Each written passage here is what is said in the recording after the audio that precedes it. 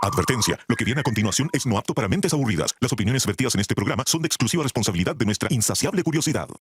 Señoras y señores, porque todo en la vida tiene su ciencia. Aquí comienza All You Need Is Love. El show de ciencia y tecnología más querido del mundo. Con la conducción del periodista Iván Rimaza. ¿Cómo están? Bienvenidos a una nueva edición de All You Need Is Love, completamente en vivo y en directo desde el estudio 525 de TV USACH, también completamente en vivo por Radio USACH, la 94.5 FM. Tú nos ves a través de la señal abierta, el 50.1, y nos escuchas. Siente las vibraciones de nuestra voz a través de la 94.5 FM, la Radio USACH. Lo más interesante de todo es que si es que nos estás escuchando ahora, puedes descubrir cómo se ve mi cara. Si es que nunca lo has visto, a través de la señal 50.1 puedes descubrir este estudio precioso que tenemos acá en TV USACH para que también te cambies a la señal TV USACH 50.1. Basta que tengas una antenita comprada en la feria, la conectas a la tele y listo, llegas y te puedes sintonizar Full HD nuestra señal. Oye, también está disponible en los servicios del cable de Mundo Pacífico y de Zapping, así que basta con que tengas internet para que puedas conectarte también a la señal de TV USACH gracias al servicio de Zapping que está disponible con aplicaciones para tu celular. Y a propósito de celular, los capítulos quedan también disponibles siempre en el YouTube de TV USACH y en el Spotify de Radio USACH para que lo revises cuando quieras, a la hora que quieras, como podcast, como vodcast, cosa tuya. Tú lo decides. De hecho, también tenemos no solamente eso, sino que repeticiones de lunes a viernes a las 7:30 de la tarde y también los fines de semana. Un montón de coordenadas para que nos sintonices siempre. Nosotros empecemos como siempre con una pregunta para calentar las neuronas. ¿Quién inventó las letras? ¿Quién inventó las letras? ¿Sabías que los primeros en escribir con un alfabeto fueron trabajadores anónimos? Probablemente eran mineros o soldados semitas que grababan signos en piedra hace casi 4.000 años. Antes de eso, escribir era súper difícil. Los jeroglíficos egipcios tenían más de 700 símbolos. El cuneiforme mesopotámico, varios más. Entonces, para aprender a escribir con esos sistemas, era mucho trabajo. El alfabeto cambió eso por completo. En vez de un símbolo para cada palabra o sílaba, propuso algo más simple. Un símbolo para cada sonido. Entonces, con 20 o 30 signos podías escribir cualquier palabra del idioma y te demorabas mucho menos en aprenderlo. Era una democratización de la escritura. La evidencia arqueológica más antigua, de hecho, de ese salto la encontraron unos egiptólogos que descubrieron inscripciones grabadas en roca como del 1900 a.C. Eran escrituras alfabéticas tempranas, trazadas por trabajadores semitas migrantes. No estaban en un templo ni en un palacio, estaban en el desierto. O sea, el alfabeto no nació en el poder, nació en la marginalidad. De ahí, ese sistema viajó. Los fenicios lo adoptaron y lo refinaron en un alfabeto de 22 letras, todas consonantes, sin vocales. El lingüista, de hecho, Peter Daniels, acuñó un término específico para eso: Abjad, un sistema que escribe solo consonantes. A-B-J-A-D, Abjad, un sistema que solamente escribe con consonantes. De hecho, fueron los griegos los que metieron las vocales al adaptar el alfabeto fenicio, y de ahí descienden prácticamente todas las letras que usamos hoy día, excepto el árabe o el hebreo o el chino o el coreano o el japonés. Todo eso no tiene nada que ver con el alfabeto que te acabo de mencionar. Empieza aquí All You Need Is Love. Te escuchamos. Esto es Conexión Cuántica.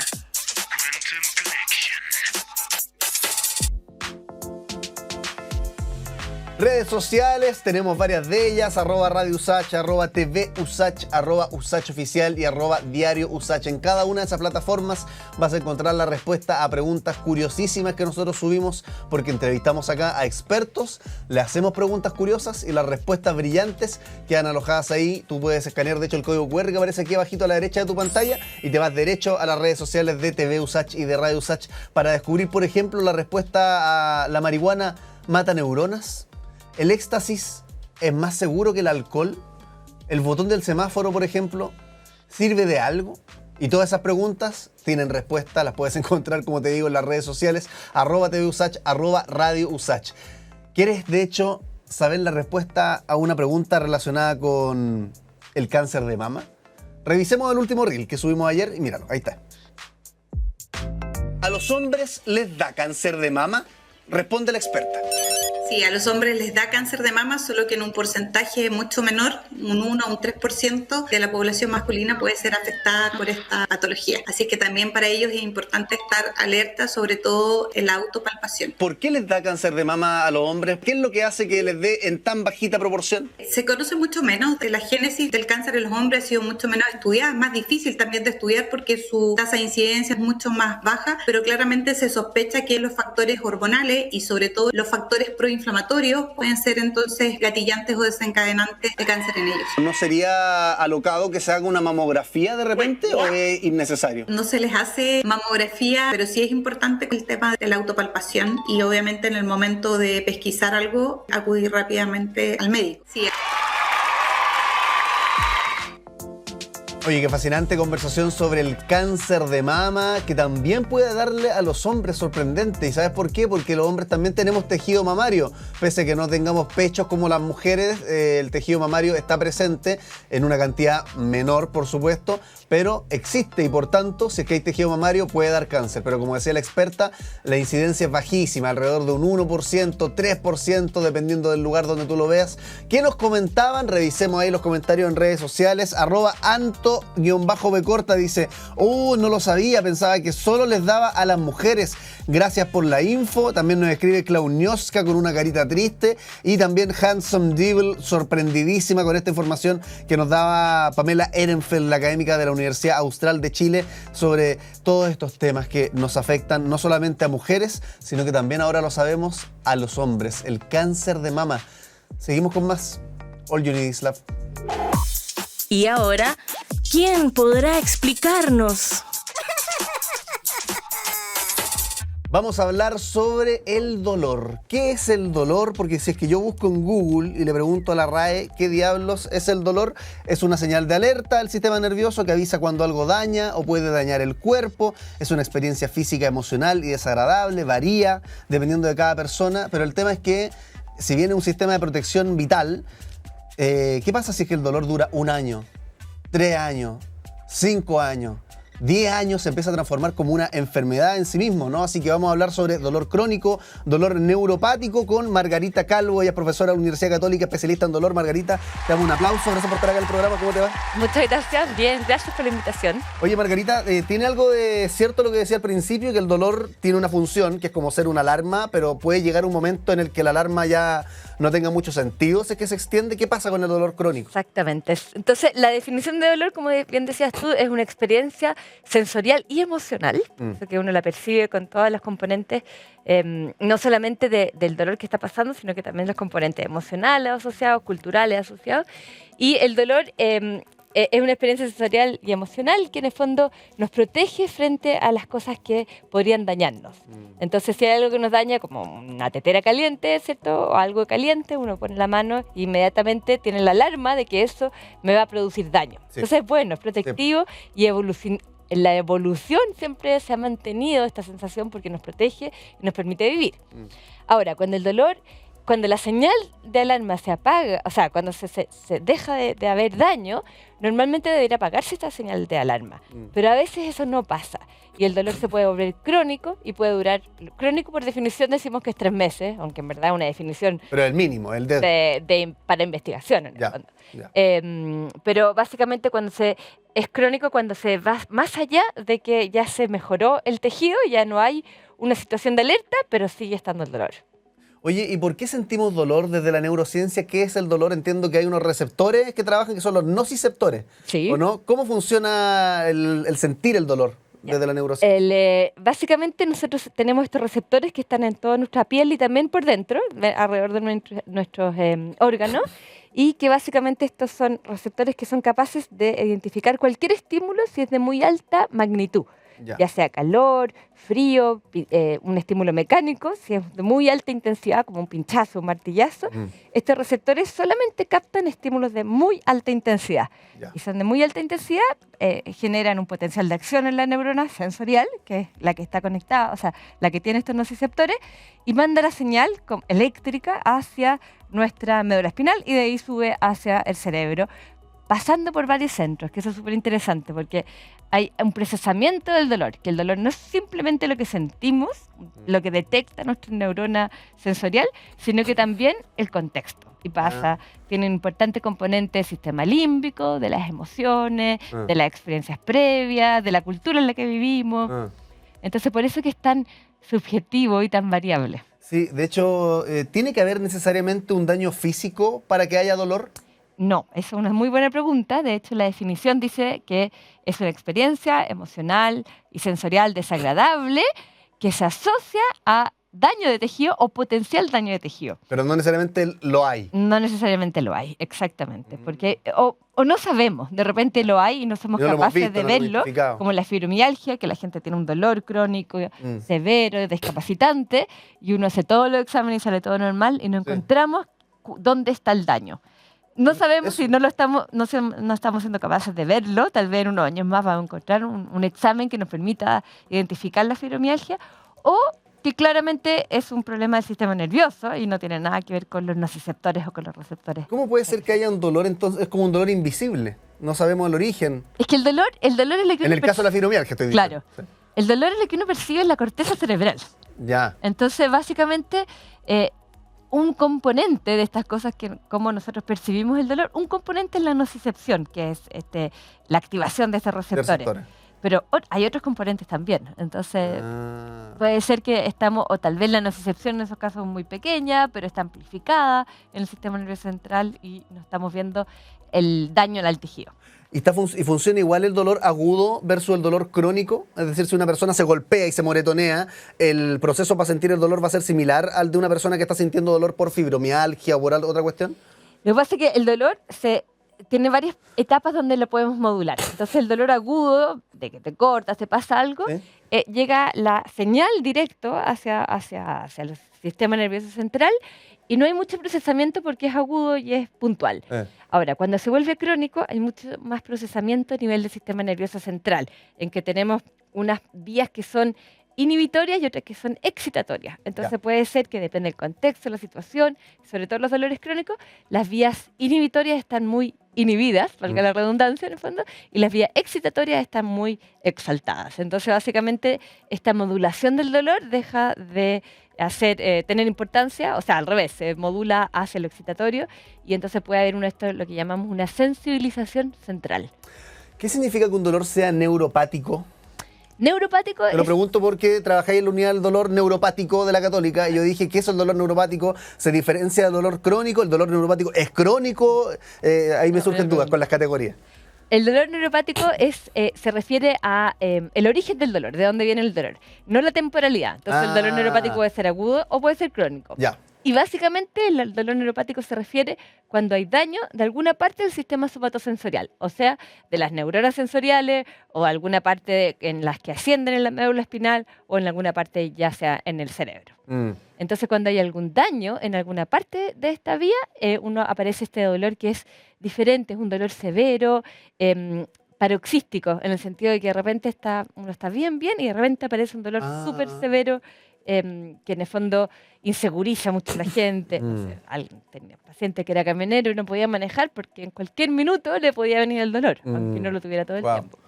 Entonces, tiene unas características especiales porque es del daño de las neuronas, básicamente. ¿Y eso es porque el sistema nervioso como que se desregula, se daña el sistema nervioso, las fibras se dañan? ¿Qué es lo que pasa ahí como...? Hay daños puede dañarse desde la parte más lejana, que en el fondo sería la piel y las fibras nerviosas que están en la piel, hasta daños que están en los propios nervios, como por ejemplo el síndrome del túnel carpiano, los atrapamientos de los nervios cubitales, o puede ser también un daño en el sistema nervioso central, en la zona de procesamiento del dolor, un accidente vascular que justo tome esa zona y puede estar provocando un dolor neuropático. ¿Puede un estrés constante de una persona que lleva años sometida a un estrés generar también como un problema de sensibilización central y generar un dolor sostenido? Teóricamente no. ¿El ambiente? Teóricamente no produciría el dolor, pero va a exacerbar cualquier dolor existente. Un dolor pequeñito, en el fondo, lo va a exacerbar porque las vías excitatorias van a estar muy aumentadas. O sea, la autopercepción, yo voy a sentir más Voy a dolor. sentir mucho más dolor, aunque el daño sea menor. Ah, wow. Y por eso que uno, por ejemplo, una persona le puede hacer no sé, te puedo pegar con un martillo a ti y pegarme con un martillo a mí y vamos a sentir diferentes cosas, que va a depender de nuestro contexto. Oye, a propósito del pegar con el martillo, ¿cómo sabemos si es que un nervio está dañado?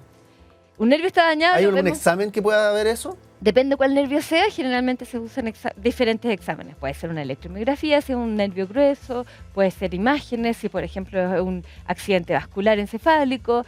Depende cuál es el nervio que sospechamos, el examen que hay que usar para ir Ya. a mirarlo.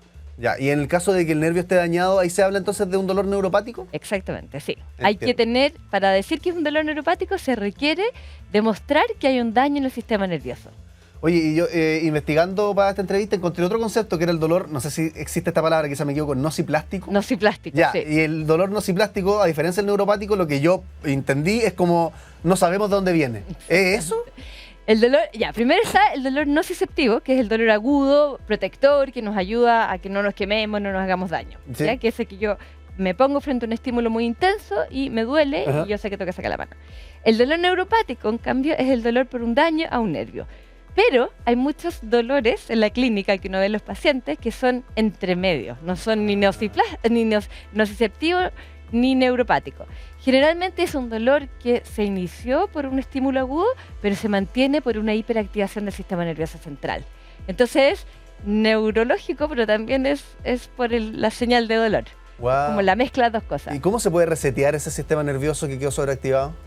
Ahí hay varias formas. En el fondo tratamos de ocupar una terapia que se basa en 3 pilares mínimos. Y además tenemos que agregar otras cosas. Pero generalmente es la kinesiología, que se basa en el movimiento, en el ejercicio. Ujú. Por el otro lado, la psicoterapia, que se basa no en indagar cuáles fueron los problemas de la persona, sino que en darle herramientas a esa persona para poder La solución. enfrentarse al dolor, claro, y los medicamentos. Ya. Y entonces ahí tratamos de un poco resetear este sistema nervioso que está hiperactivado y devolverlo a una parte basal en que pueda hacer responder al dolor, porque no queremos apagar el dolor, pero solamente en un contexto adecuado. ¿Y existen, Margarita, dolores incurables? ¿Dolores refractarios al punto de rendirse? Lo que pasa es que un dolor, uno cuando ve a un paciente con dolor no pretende curar el dolor, sino que pretende aliviar el dolor, hacer que esa persona tenga una mejor calidad de vida. Ese es el primer concepto. O sea, muchas personas llegan a la consulta diciendo, quíteme este dolor, porque yo digo, no, o sea, el dolor es crónico, es como ser hipertenso, es como ser diabético. Uno lo acompaña, depende qué tipo de dolor sea, ¿cierto? Pero hay algunos dolores que son crónicos y que no se van a ir, pero uno tiene que saber controlarlo, saber manejarlo, para que estén en su menor intensidad, ¿cierto? Y yo pueda tener una vida normal. Es súper fuerte el cambio de paradigma en ese sentido, cuando ya es como, si no lo podemos sacar, aprendamos a vivir con él, básicamente. Y Aprendemos a vivir con él, pero a manejarlo, porque los dolores nunca son estáticos, son siempre fluctuantes. En la tarde me duele mucho más, cuando estoy nerviosa me aparece el dolor, cuando hay frío me aparece el dolor. Entonces uno aprende cómo relacionarse con su medio ambiente, tratando de que ese dolor esté siempre en lo más bajo y no en el más alto. Entonces puede ser que no lo vamos a sacar el dolor, pero lo vamos a bajar y va a tener menos importancia y no va a dañarnos todo el resto de la vida. Esa es la Oye, idea. ¿cómo conversa el dolor con otras partes de nuestro cuerpo? Por ejemplo, el sistema inmune. ¿El sistema inmune tiene harto que ver con el dolor o no? Sí. ¿Cómo se relaciona?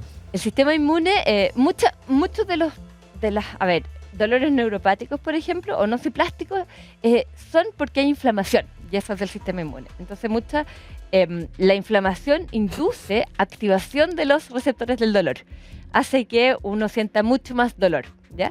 Que es una medida protectora. En el fondo, uno se hace una herida, eso se inflama para reparar el tejido, y esa misma inflamación manda señales de que hay dolor para que yo cuide mi mano, el pie que se me rompió, y entonces hasta que no esté reparado, yo no lo sigo exponiendo, y entonces cuando ya está todo reparado el tejido, ahí puedo salir a ocuparlo de nuevo. Te cacho. Entonces la inflamación dentro de la inflamación, dentro de la parte reparatoria de la inflamación, hay un componente de dolor para cuidarnos, para hacernos esta cosa protectiva. Pero también en los dolores crónicos la inflamación también se puede volver crónica y puede estar activando los nociceptores todo el rato, produciendo un dolor constante. ¿Y eso es detectable con exámenes o al final también es como hay que decir, debe estar pasando? Es detectable en la investigación, a nivel de investigación, no en la clínica. sí, pero en la clínica no. Ya. No tenemos biomarcadores en la clínica que nos permitan decir si ahí la inflamación está o no. En la investigación sí, vamos y medimos distintas citoquinas, distintas cosas, pero que no significan algo en un individuo, sino que significan algo cuando uno junta montones de personas con dolor, por ejemplo, contra montones sin dolor y compara. Pero en la clínica no. Ya. Oye, Margarita, te habrás dado cuenta, tenemos preguntas fascinantes en este programa, pero también tenemos juegos. Como por Ya. ejemplo, La pecera. mira, tenemos aquí esta pecera llena de papelitos. ¿De qué se trata esta pecera? No hay que asustarse porque cada uno de los papeles se corresponden con preguntas que puede tener la gente relacionadas con el dolor. Preguntas sencillas que te podría hacer un niño, una niña. Entonces la idea es que yo saque de acá un papelito, lo voy a leer a la cámara y tú lo respondes lo mejor que puedes en extenso. ¿Te parece que saquemos un papelito? Lo vamos a intentar. Ya, intentemos entonces, saquemos un papelito de la pecera. Estamos hablando con Margarita Calvo, ella es profesora de la Universidad Católica, especialista en dolor. ¿Qué es lo que nos dirá la pecera sobre este tema? Uy, te ha dado vuelta el papel. ¿Cuál es el dolor más intenso? Responde la experta. El dolor más intenso va a depender de la persona. No es que no dependa del estímulo, sino que de la persona que lo va a percibir. Entonces, si una persona está asustada, con miedo, y su contexto le da una gran importancia a este dolor que va a sentir y siente el dolor, por ejemplo, un pinchazo cuando te van a sacar sangre, ese pinchazo puede ser el dolor más intenso de tu día, porque el contexto está haciendo que se aumente la percepción del dolor. Ahora, esa misma persona puede estar jugando fútbol, se hace una lesión, se corta o le da un desgarro muscular gigantesco, que debería ser mucho más doloroso, pero si estaba jugando en un partido que es importante y estaba corriendo, no lo va a pescar. Y todo su sistema descendente inhibitorio va a decir que no me duela y no voy a sentir ese dolor. Entonces el dolor más intenso no depende del estímulo, sino que depende de la persona que lo está recibiendo. Oye, qué buen punto, porque muchas veces se dice cuál es el dolor más intenso, es como, no sé, parir, por ejemplo, o una patada en los testículos en el caso del hombre, pero puede depender más entonces de la percepción que del estímulo. Depende del estímulo, claro, la intensidad del estímulo, pero también depende en gran medida de la percepción de ese estímulo. Ya. ¿Y esto por qué puede ser tan variable? ¿Por qué un mismo estímulo puede generar distintas percepciones de dolor en distintas personas? Y en la misma persona. ¿Y en la misma persona persona puede detectar completamente diferente dolor frente al mismo estímulo dependiendo de su contexto. Te lo digo, ¿por qué será tan distinto? Voy a hacer una analogía derechamente tonta, pero porque con otros sentidos, la visión, yo estoy viendo acá y veo un cubo Rubik frente a mi mesa y tú también lo ves. Eso es lo que creemos. Pero con el dolor parece que la percepción va cambiando mucho más. Porque el dolor no existe la corteza en el cerebro como existe la corteza visual, corteza auditiva, no existe la corteza del dolor, sino que el dolor es una percepción o que viene de distintas partes. Está una parte en la corteza, en la amígdala, otra parte en la corteza somatosensorial, pero es una mezcla de varias percepciones. Y tiene esta cosa que es súper potente que tenemos, que son las vías descendentes inhibitorias y excitatorias. Tanto así que si uno pudiera aprender esas vías inhibitorias, bloquea todo el dolor, o sea, no se siente. Y eso es lo que hacen los faquires, por ejemplo. Ya. Eso cuando uno dice, ¿cómo este señor se está sentado arriba de una cama de clavo y no le duele? ¿Y eso no es una alternativa terapéutica también? ¿Bloquear eso para ciertos dolores? Y en eso lo tratamos bastante con la psicoterapia, porque ahí influye mucho cómo uno percibe el dolor según todo el contexto emocional y social. Oye, en la clínica, ¿cómo se mide el dolor? Porque Las mediciones son pésimas. es casi imposible, por cierto. Primero está el del 1 al 10, ¿cuánto te duele? Pero eso se Exacto. queda cortísimo. Nunca vamos a poder sentir el dolor de la otra persona 100%, pues es un desafío gigante. No, y nunca vamos a sentir el mismo dolor, aunque sea el mismo estímulo. O sea, yo te pego con un martillo y te digo, este es un 10, le pego al otro y le digo, este es un 10, va a ser diferente tu Pero 10. manejan escalas. ¿Cómo Se ocupa en la como práctica. en el diagnóstico? No hay cómo, es más un problema para la investigación, porque no tenemos una forma objetiva de medir cuánto le está doliendo. En la clínica lo importante es ocupar una escala del 0 al 10, 10 siendo el peor dolor, 0 nada de dolor, Lo que importa es la subjetividad. y pero medir esa escala de dolor en la misma persona. Entonces, si a mí me duele 8, me tomo un paracetamol, ¿cuánto le duele después del paracetamol? 4. Entonces funcionó. Ya, listo. Esa es la idea. Es en el mismo sujeto. Ya, lo mismo si era 8-9, si es 4-3, el tema es que bajó, a la mitad Claro. en este caso que tú decís. Para los estudios uno usa, claro, se ve cuánto baja. Para que un remedio sea efectivo como analgésico, decimos que reduce el dolor en un 50% o en un 30%. 50% casi ninguno lo hace, reducen en un 30%. Oye, Margarita, ¿y qué tan...? Porque la gente que está escuchando acá quizás escucha dolor crónico, más de un año con dolor y le suena como algo raro. ¿Cuál es la incidencia del dolor crónico? ¿Cuántas personas tenemos con dolor crónico en Chile? Es muy frecuente. Tenemos un estudio publicado ya hace unos años en que vimos una corte, gente sana, repartida por Chile. O sea, esto era en el Maule, la región del Maule. Y vimos que en mayores de 35 años era de un 34% más. ¡Wow! Pero es un tercio de la población. Ahora tenemos un nuevo estudio que lo estamos haciendo, pero con sujetos, no pacientes, son sujetos sanos, desde 18 años y es un 28%. Ya, pero sigue siendo... Es un tercio. Básicamente, si uno le preguntan, depende un poco si la gente es más joven o tiene más edad, pero es un tercio de la población. Y dentro de este tercio de la población que reporta dolor crónico, ¿cuál es el dolor crónico más frecuente? ¿Es la fibromialgia, el lumbago? ¿Hay otros? Lumbago. Es el lumbago el que siempre sale primero. En hombres y en mujeres es el dolor más común. Las cefaleas, dolores de cabeza, son otros de los bastante comunes. La fibromialgia es menos común. Lo que pasa es que ahora se habla de la fibromialgia. Antes no existía. Pero no es tan... me fue el número en este preciso instante, pero la prevalencia de fibromialgia no es tan alta. Ya. Lo que pasa es que es muy incapacitante y se nota mucho. En el fondo. Si alguien tiene dolor crónico, no sé, de lumbar, no le incapacita tanto como una fibromialgia. ¿Cómo se puede personalizar el tratamiento cuando ya probaste 2, 3 fármacos? ¿Hay tratamientos ya experimentales que se puedan aplicar en la clínica?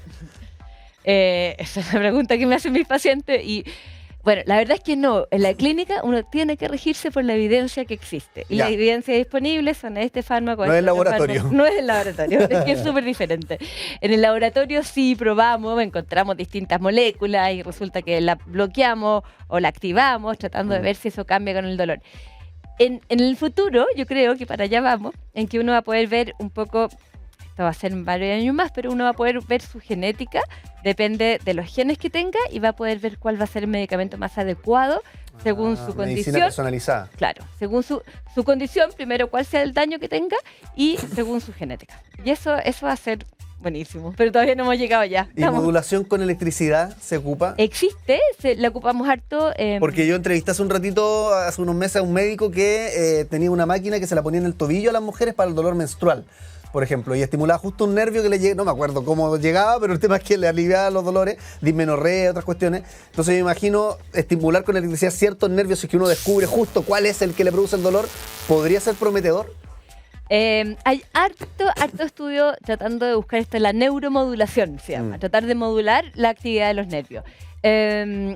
Hasta el momento no hay ninguno que haya sido, nos dé la evidencia de que reduzca el dolor al menos en un 30% de los estudios que hay. Ahora, el TENS, que es la estimulación transcutánea, que lo que ocupan mucho los kinesiólogos, al menos es bien seguro. Entonces uno lo puede ocupar es que es muy difícil hacer un estudio porque es muy difícil tener un grupo control en que le pongan la electricidad pero que no haya electricidad, porque obviamente vas a saber de cuál grupo está. Sí, por eso es que son muy difíciles estos estudios. Ahora, la neuromodulación a nivel central, hay ya estudios en Japón en que hacer modulación a nivel central con resonancia transmagnética, eso sí puede reducir el dolor. Pero es un tratamiento súper poco disponible en Chile y muy caro. Muy caro. Margarita Calvo, profesora de la Católica, especialista en dolor, te damos un aplauso. Muchas gracias por haber venido a la entrevista, de verdad. Muchas gracias, te pasaste. Seguimos con más, ¿les parece? All You Need Is Love. Hagamos la corta. Ciencia al paso.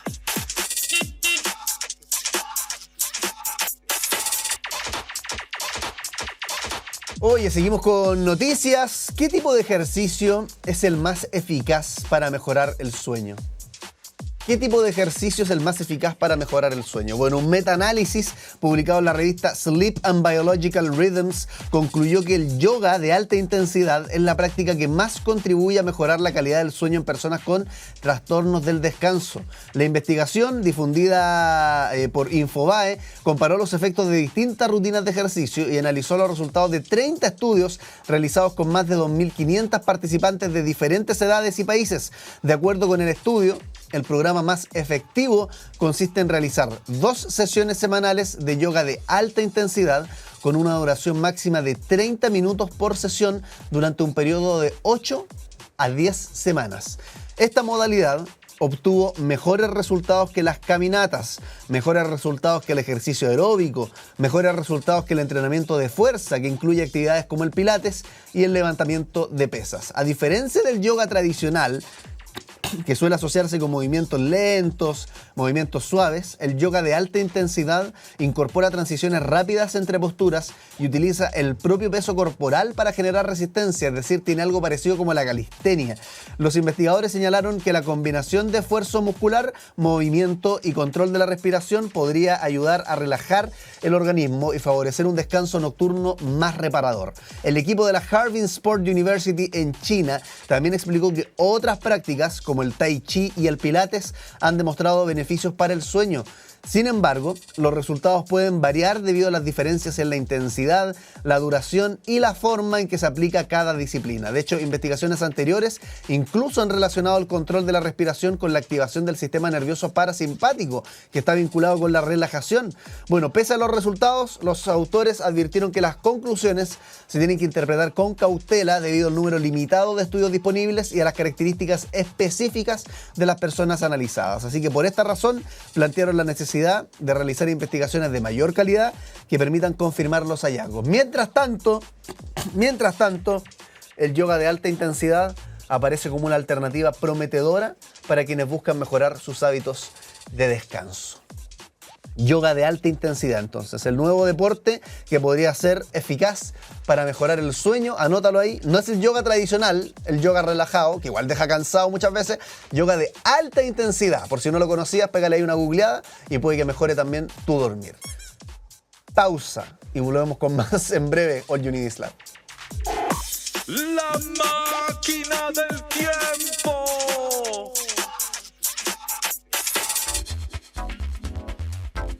¿Cómo eran las toallas en la antigüedad? ¿Cómo eran las toallas en la antigüedad? Mucho antes de las toallas suavecitas y gruesas que utilizamos después de bañarnos, las personas se secaban con simples paños fabricados a partir de fibras naturales. Estas primeras toallas eran piezas planas de lino, lana o algodón. Sin embargo, no todas las piezas encontradas en tumbas o excavaciones pueden identificarse específicamente como toallas, ya que muchas cumplían varias funciones. Algunas servían para vestirse, envolver objetos, limpiar o cubrir el cuerpo durante los rituales funerarios. De hecho, el lino también fue fundamental en la momificación porque se utilizaba para envolver los cuerpos y ayudar a conservarlos. Durante la Edad Media avanzó el tiempo y en esta época las toallas no eran un objeto habitual en todos los hogares. No señor, la mayoría de las personas utilizaba trozos de tela, usaban paños de lino, prendas antiguas para secarse las manos, el cuerpo.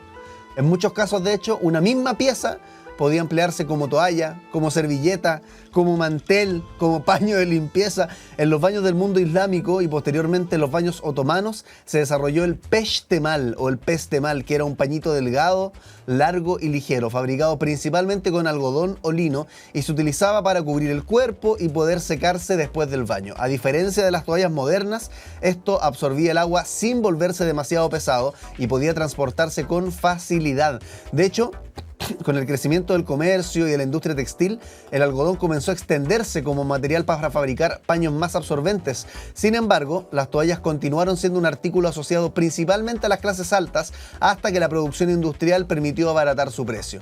En la actualidad, avanzamos en el tiempo y hoy las toallas se fabrican principalmente con algodón, aunque también existen modelos de microfibra, bambú, lino y fibras sintéticas. La principal diferencia con los antiguos paños planos está en el tejido de rizo, formado por pequeños bucles que aumentan la superficie de contacto y permiten absorber una mayor cantidad de agua. De hecho, lo llamativo es que la gran diferencia, aunque su aspecto y sus materiales han cambiado, la función principal de la toalla sigue siendo prácticamente la misma desde hace miles de años: retirar la humedad del cuerpo y contribuir a la higiene personal. La gran diferencia es que hoy este objeto, que alguna vez estuvo reservado para las élites, forma parte de la vida cotidiana de millones de personas. De hecho, un dato curioso es que las toallas modernas no absorben más agua solamente por estar hechas de algodón. Su capacidad también depende de la estructura del tejido. Los pequeños bucles que tiene el rizo, por ejemplo, también retienen el agua con mayor eficacia que una tela completamente plana. Hermoso el mundo de las toallas. Seguimos con más, ¿te parece? Seguimos con más All You Need Is Love. El que sabe, sabe. Y el que no conduce. Vamos a hablar sobre el olor. ¿A qué huele el estudio de este programa? ¿A qué huele este libro que tengo en mis manos que se llama Odorama, Historia Cultural del Olor? Sobre esto vamos a hablar con Federico Cuxo, el autor del libro. Desde Argentina se conecta con nosotros. Federico, te mandamos un aplauso. Gracias por estar acá en línea. ¿Cómo te va? Hola Iván, gracias por la invitación. Oye, Federico, este libro que creo que ya es segunda o tercera vez que te entrevisto para hablar de esta cuestión. No sé si tú te acuerdas, si no te acuerdas está todo bien, pero hago la precisión porque me metí a tus redes sociales hace poquito y dije, a ver si todavía está hablando del libro, Federico, y salió una versión en ruso. Antes de que empecemos a hablar de los olores y de la historia del libro, ¿qué tan bien le ha ido a esto? ¿Está haciendo una gira por el mundo ya? Sí, lo curioso es que cuando lo publiqué originalmente en el 2019, no sabía que iba a haber una pandemia en el 2020 y la gente al parecer redescubrió el olor. Hay un antes y un después de nuestra relación con el olor a partir de la pandemia de COVID. Mucha gente que yo he entrevistado antes de la pandemia le preguntaba si tenían que perder un sentido, casi todos me decían el olfato, y después de la pandemia como que cambió, ¿no? Entonces es interesante ver la relación que tenemos con los olores antes y después de la pandemia. Es un tema que me parece que es eterno y que nos interesa a todos los seres humanos. Oye, Federico, uno de los temas que aborda acá en tu libro es la historia cultural del olor, por supuesto. ¿Cómo sabemos el olor de la antigüedad? ¿Dónde queda registrado algo tan invisible como el olor? Claro, esa justamente es la gran pregunta, ¿no? Porque la esencia de un olor es su propio presente, ¿no? Cuando tenemos esa percepción, es algo del presente. Sin embargo, se pueden encontrar, y lo digo siempre entre comillas, fósiles de olores. Me refiero a referencias, me refiero a vasijas de Egipto.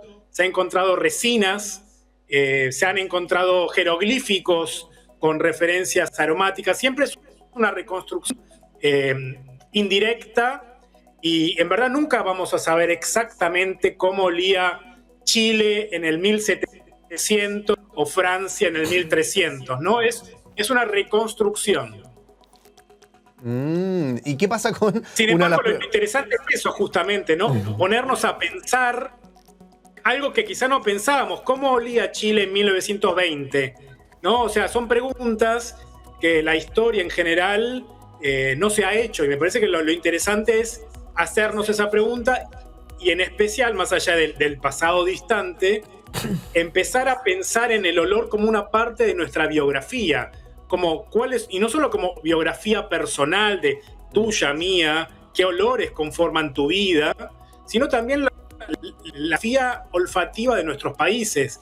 ¿Cuáles son los olores que marcan la cultura chilena, la identidad de Chile? ¿Qué olores asociados a prácticas, a comidas, a ciudades, a personas incluso, existen? Y por lo general vivimos una sociedad tan oculocéntrica, tan pendiente de lo visual, que no nos tomamos el tiempo para pensar en esas dimensiones que nos impacta tanto emocionalmente. Eso te iba a preguntar, ¿por qué será que nuestra cultura privilegia tanto la vista por sobre el olfato, siendo que los olores tienen un golpe emocional a la memoria mucho más directo que la vista? ¿Por qué lo habremos dejado tan de lado históricamente? Eso históricamente se piensa que fue a partir del siglo XVII con la revolución científica, básicamente porque lo que es visible, lo que es sonoro, se puede medir. O sea, y además porque el olfato es un sentido de la presencia. En cambio, se habla mucho del ojo, de lo que se puede observar. Uno puede observar una galaxia, ¿no? Pero yo, acá desde este lado de la cordillera, yo no te puedo oler a vos. Estamos comunicados visualmente, pero no a partir de olores. Entonces, los olores siempre tienen esta composición vaga. Tenemos nuestro lenguaje para describir los olores, es muy exiguo, ¿no? No hay muchas palabras para hablar de los olores. Y sin embargo, las sociedades occidentales se han construido a partir de lo estímulo visual, ¿no? Hay otras sociedades que dependen mucho de los olores. Por ejemplo, las sociedades más relacionadas con, por ejemplo, hay sociedades estudiadas por antropólogos en el sudeste asiático que necesitaban saber el olor de orina de tigre, porque al detectar la orina de tigre, existen palabras, se detectaba un posible peligro, ¿no? Oye, algo que me llama la atención a mí de los olores es que, y porque hagamos como la historia de los olores y su significado, es que antes de que se descubrieran las bacterias, o sea, antes de Pasteur, los olores eran sinónimo de enfermedad, ¿cierto? ¿Cómo fue esa transición? Apareció el higienismo entre medio y empezamos a decir, oye, los olores parece que no son sinónimo de enfermedad, pero en un inicio los olores los ocupaban los médicos, incluso para diagnosticar. Claro, pero fíjate, es muy interesante lo que decís, porque es en el siglo XIX donde se identifican bacterias y virus como responsables de las enfermedades, ¿no? Sin embargo, esa idea de los miasmas, lo que se llamaba esos olores horribles, ¿no? Se pensaba que vivir cerca de un cementerio o de un campo de batalla te podía enfermar. Hay muchos cuadros donde se ven grandes campos de batallas, la gente tapándose no solamente por el olor desagradable, sino por el miedo a una enfermedad.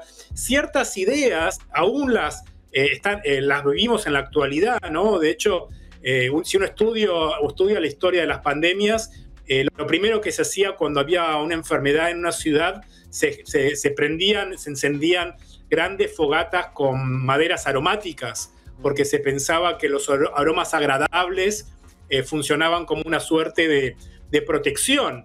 De hecho, por ejemplo, para hablar de algo más actual, si estás viendo la serie La Casa del Dragón, hay un personaje que se llama Ormund Hightower que se lleva todo el tiempo, cuando hay un olor desagradable, se lleva un aroma agradable a la nariz como protección, ¿no? Son pequeños objetos que se llaman pomanders, que se han utilizado justamente para evitar la enfermedad. O sea, no es solamente, a lo que voy con el estudio del olor, es que no es solamente pensar en los olores como algo agradable o desagradable, ¿no? Porque a lo largo de la historia, cuando uno se piensa en el olor, siempre piensa casi como una dicotomía, ¿no? Agradable, desagradable. Sino que detrás del olor hay grandes historias. Las historias de las ciudades están... se puede pensar a partir de la historia del olor, cómo se han construido grandes avenidas anchas para que haya una circulación, para que el concepto de airear las casas, ¿no? En épocas antes del siglo XIX no se abrían mucho las ventanas de las casas porque se pensaba justamente que entraba ese peligro, esos olores desagradables, ¿no? Entonces está muy presente el concepto del olor en la evolución de nuestras sociedades. Oye, ¿cuándo aparecen los perfumes? Los perfumes son muy antiguos, de hecho hay testimonio de perfumes del 5000 a.C., pero los perfumes antes de ser elementos de luz, todo como los usamos ahora, quizá cuando uno va a una cita o a una entrevista de la primera función de los perfumes era la conexión con lo divino. Todas las religiones tienen esa idea, el cristianismo, el hinduismo, tienen esa relación de conectarse con lo divino a partir de los olores. De hecho, uno piensa en el olor de una iglesia, ¿no? El incienso, esa idea del humo que eleva, era como para conectarse con lo sagrado y con lo divino, ¿no? Entonces es interesante cómo los perfumes, que quiere decir perfumum a través del humo, evolucionaron de ser un objeto religioso, ¿no? Primero, ya en Francia, a tapar los malos olores, y ahora convertirse en una especie de herramienta para conquistar, ¿no? Qué locura, porque los perfumes, como los conocemos hoy día, tienen una función que se ha mantenido. O sea, son de las pocas cosas que se han mantenido como estáticas, en lo que historia del olor uno puede decir. Sí, se ha de alguna manera, es cierto, pero también tenemos que pensar que se ha democratizado. O sea, si bien el perfume sigue siendo un objeto suntuoso, antes las únicas personas que tenían acceso a los perfumes eran nobles aristócratas, ¿no? Ahora casi todo uno puede comprar un perfume de la calidad, pero es muy reciente, desde el siglo XX, esta idea de que cualquier ser humano, cualquier trabajador puede tener un acceso a un perfume. Antes del siglo XIX, en especial lo digo porque a partir del siglo XX, a fines del siglo XIX, empiezan a utilizarse ingredientes sintéticos en los perfumes, ¿no? Y eso permitió una explosión olfativa porque permite el acceso a mayor cantidad de perfumes. Pero sí, tienen un aspecto mágico, ¿no? Los perfumes, pese a ser elementos puramente químicos, científicos, ¿no? Los perfumes son otro tipo de productos científicos, tienen no solamente ese aura de arte, de cultura, pero también de magia, ¿no? Esa imagen que tenemos de que puedo conquistar a cualquier persona o parecerle a otra persona más agradable si me pongo tal o cual perfume, ¿no? Tienen todavía ese componente casi alquímico. Oye, ¿y la historia se ha visto afectada por cuestiones relacionadas con el olor? Porque en tu libro revisas la historia, ponte tú, del Imperio Romano, las conquistas que han existido también. ¿Los olores han jugado un rol en la historia importante? Y hay todo tipo de historias. A mí me gusta mucho, sobre todo las historias más íntimas, por ejemplo, cómo dos sociedades pueden chocar por diferente tipo de sensibilidad olfativa. Me refiero a que cada cultura tiene su propia sensibilidad olfativa. Por ejemplo, en Oriente, en la India, se come con muchas especias, ¿no? Y existen igualmente en la actualidad muchos choques diplomáticos cuando entran en negociaciones o en encuentros sociales, dos sociedades con distinto tipo de culturas olfativas, en especial porque uno aunque se piensa a sí mismo como un ser racional, uno siempre, como un individuo, siempre juzga a los otros a partir de sus olores. Si yo me encuentro con una persona que huele, no sé, a olor a transpiración, esa persona, y no es en un gimnasio, justamente, sino en un laboral, yo a esa persona la voy a ver como con otros ojos de que sí se puso un perfume agradable, ¿no? Claro. Y este tipo de pequeñas microscópicas se repiten a diario, ¿no? Y eso puede generar a ver rispideces entre dos tipos de cultura, pero por ejemplo, quizá el gran choque olfativo en la historia fue en la conquista de América, ¿no? Imagínate en el año 1450, en el siglo XV, cuando de repente llegaban 500 europeos a América, apestosos, y de repente esto estaba registrado en los encuentros, no sé, de Moctezuma, en los primeros encuentros con Cortés y demás conquistadores españoles. Hay descripciones de cómo se encontraron dos culturas olfativas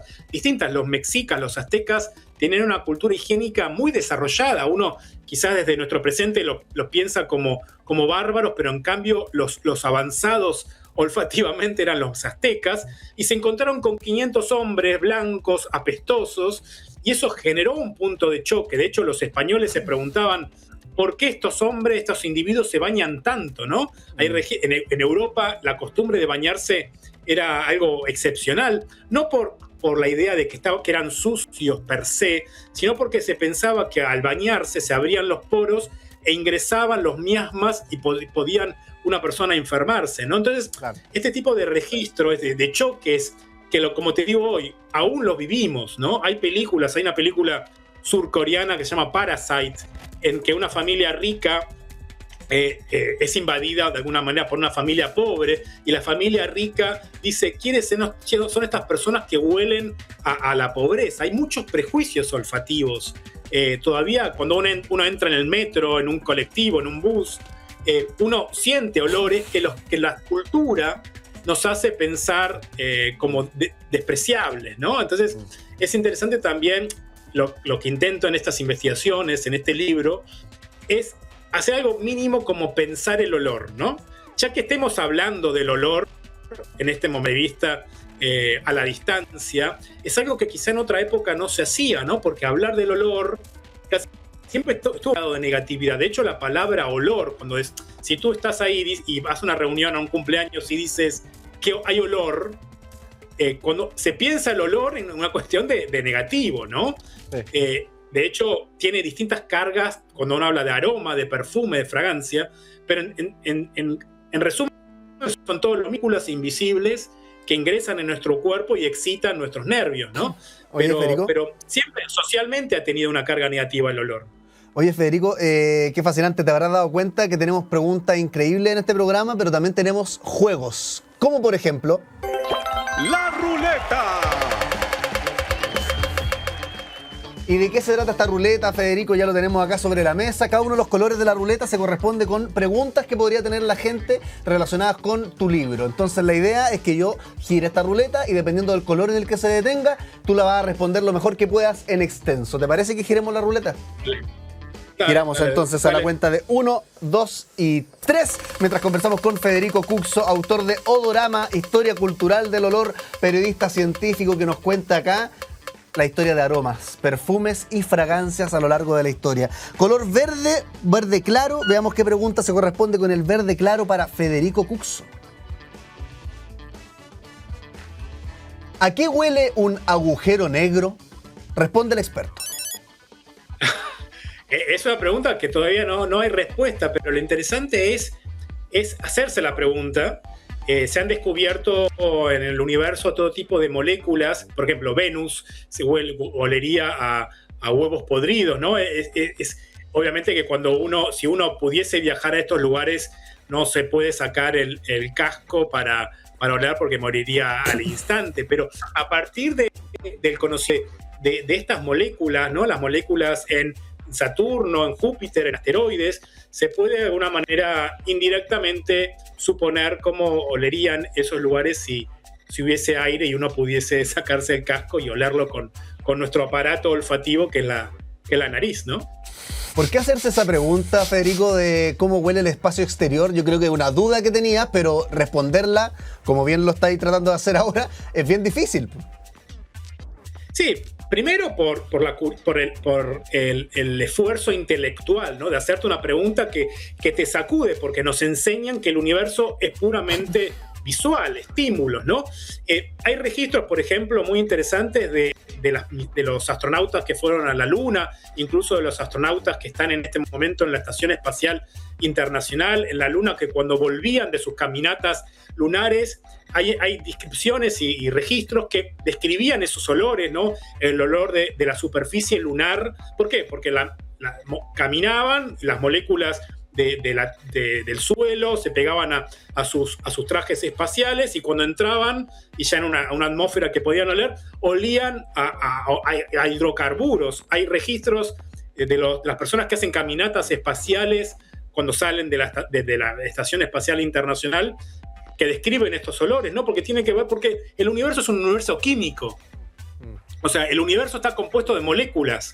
Entonces, olemos moléculas. Un perfume son moléculas. El olor de nuestros cuerpos son moléculas. Entonces, también es interesante analizar cuáles son... Hay galaxias donde se descubrieron recientemente azúcares. Entonces, es muy lindo imaginarse cuando uno está oliendo, no sé, un postre, que quizá ese olor no es exclusivo de la Tierra. Y para ser un poquito más audaz en el pensamiento, quizá en el universo hay olores que todavía y nunca vamos a oler, ¿no? Porque quizá uno piensa en, sí, ya descubrí, ya percibí todos los olores que existen en la Tierra. Primero es mentira, ¿no? Porque siempre hay algún lugar donde hay un olor que no hemos pensado, pero quizá en el universo hay olores que nunca llegaremos a percibir, ¿no? Olores agradables y olores desagradables. Federico Cuxo, autor de Odorama, Historia Cultural del Olor en todos los idiomas posibles. Si es que hablas ruso, también está en ruso disponible para que lo revises ahí en tu librería favorita. Federico, te damos un aplauso. Muchas gracias por darnos esta entrevista. Que estés bien. Gracias, un abrazo desde este lado de la cordillera. Un abrazo. Chao, chao. Seguimos con más, ¿les parece? All You Need Is Love.